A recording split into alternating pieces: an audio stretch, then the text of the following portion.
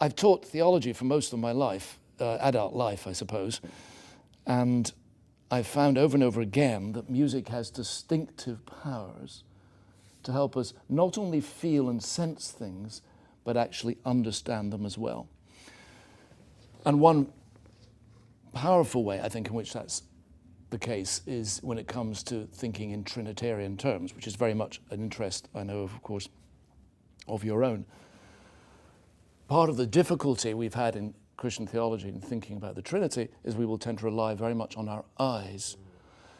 And the way we look at the world, things will occupy bounded locations, but they can't be in the same place at the same time and visible as different things. So a patch of red on a canvas that a painter's put there and a patch of yellow on the same space, if you try to put those two together, either the yellow hides the red, or it could be the other way around, red hides yellow, or if the paint's wet, they merge into orange.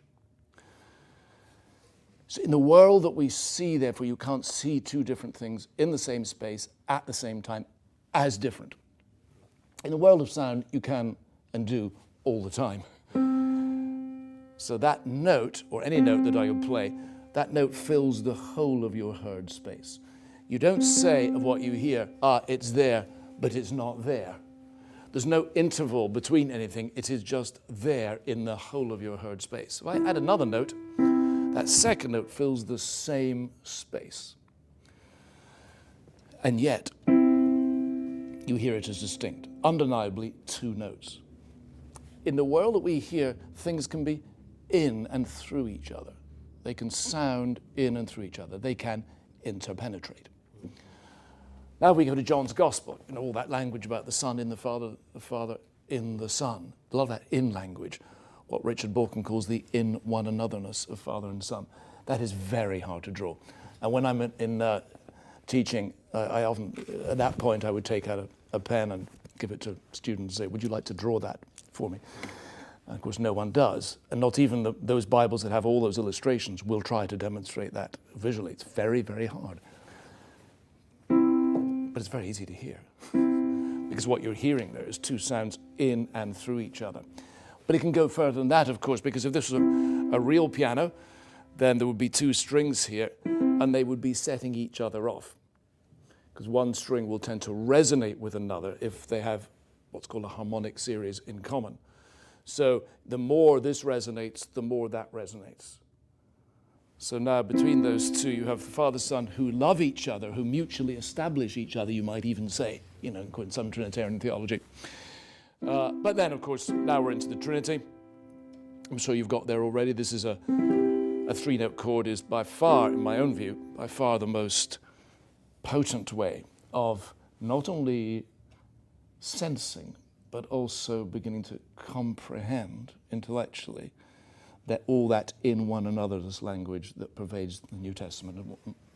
Now, the trouble is, a lot of Trinitarian theology has over-relied on the eye, and therefore, well, what can you see? You can see oneness, you can see three separates, or you can go kind of modalist, you can think, well, there's one in the middle, but three on the outside. You can see how so many of the struggles of the church with the Trinity have been because they've over-relied on the eye. But if we begin to think sonically, that isn't the case. Here we have a kind of sonic space and a mutually resonating space that opens up the Trinity in extraordinary ways. And then, of course, what happens is other notes around that will resonate with that and get caught up with it. And you can understand, therefore, participation in the Trinity through the Spirit as a form of attunement. We are tuned into God. And you can begin then to see sin, or think of sin, as a matter of being out of tune with God, radically so, and unable to communicate, therefore. So what the world of sound has done for me is made me rethink all that area and also reread the history of doctrine. I think there's a lot of work to be done, but it's a lovely thought that something as simple as a chord, or something as simple as something you could strum on that guitar in the corner of your room that you've neglected, it's just sitting there waiting.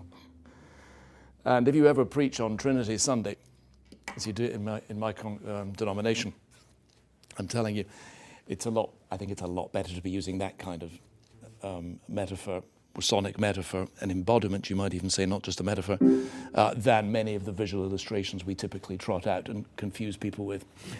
Also, with the Trinity, we tend to present the Trinity as a problem to be solved, you see, that way. It becomes a mathematical problem to be solved. That's not a problem to be solved.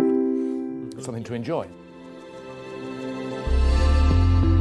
You've been watching You're Included, a production of Grace Communion International.